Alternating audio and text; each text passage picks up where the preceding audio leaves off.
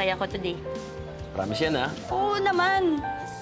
Saya nga eh, parang bumalik tayo sa dati, yung ng problema. Para mga bata lang tayo ulit.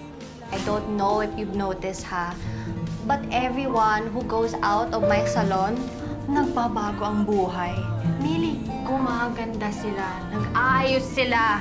And ngayon, you can tell yourself, bagay sa akin ang dress! Mau, wag mo kayo mabibigla, ha? Bakit? Ano? Pumasak po ako sa exam ko, eh. Representatives kami ng SV Realty. At pumunta kami rito para makausap si Kap about Sa future ng single.